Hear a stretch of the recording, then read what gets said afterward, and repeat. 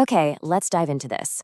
Welcome to today's explainer, where we're going to look at a fascinating, maybe even a little frustrating truth about wealth. 47% of millionaires actually built their wealth through owning a business. But here's the kicker.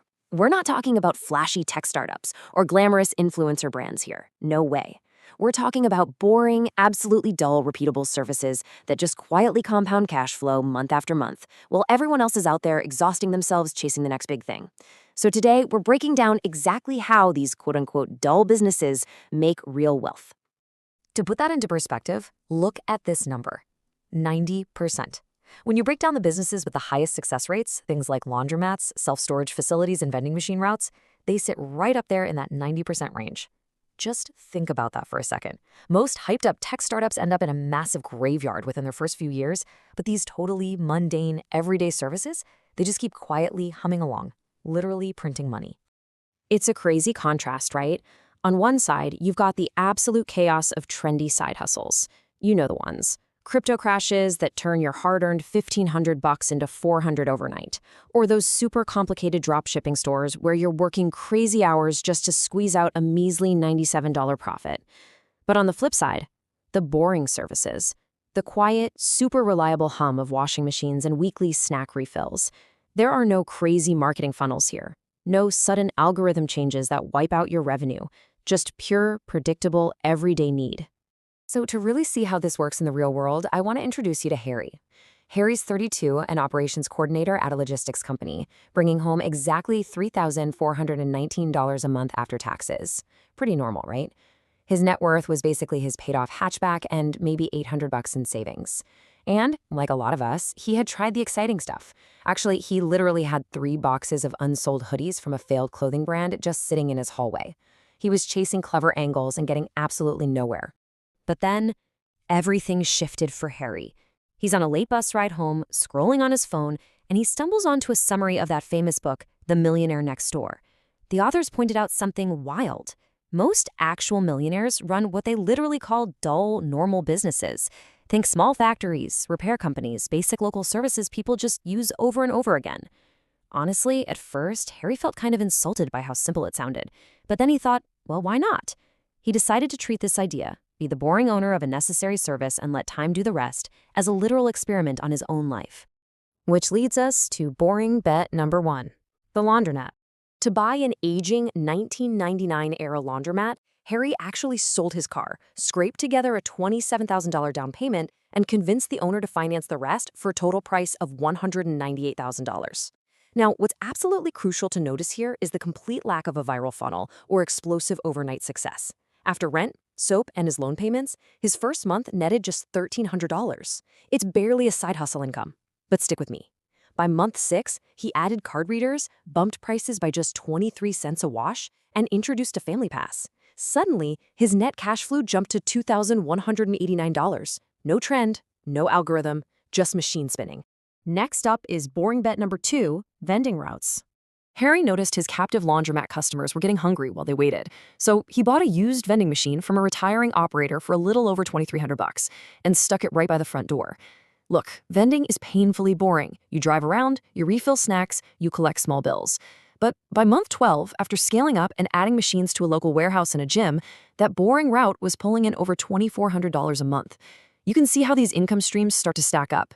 His boring lane was aggressively catching up to his actual day job. 2 dull businesses, feeding each other perfectly. And that brings us to boring bet number 3, self-storage. The psychology of self-storage is, well, it's terrifyingly lucrative. People simply refuse to let go of their stuff. They will pay rent indefinitely just to avoid dealing with old furniture, always promising themselves they'll clear it out next month. But, next month rarely comes. Harry ended up partnering with a contractor who hated the operations side of things. Harry funded 31% of a build for 24 mini storage units. And by month 9, his share was bringing in nearly $1,600 a month. Add that to his laundry and his vending, and his quote-unquote boring empire was clearing over $6,000 a month. That was the exact moment his boring side lane permanently beat out his 9-to-5 job. Let's expand our view a bit and look at 3 more boring businesses.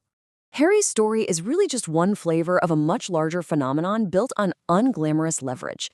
Look at these 3 completely dull businesses that constantly show up in millionaire surveys. First, local car washes. You invest in water, soap, and brushes once and let sheer volume do the heavy lifting. Second, pest control.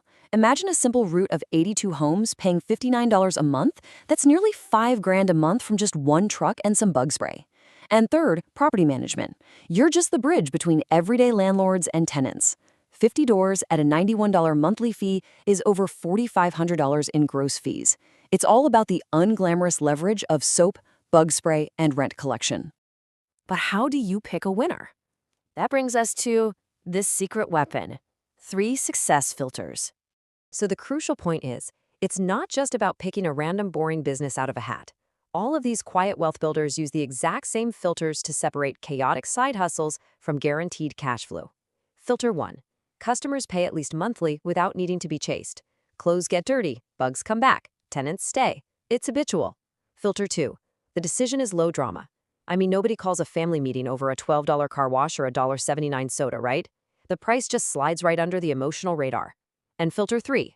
Over time, you can own or control the underlying asset, the land, the machines, the units. Once Harry applied these filters, everything just clicked. Fast forward just 6 years. Harry is now 38 years old. He stopped asking what could go viral and just kept running those 3 filters in his local city. The result? $1 million. His net worth crossed the $1 million mark. And honestly, the best part? He still wears the exact same type of jeans and drives a totally practical car.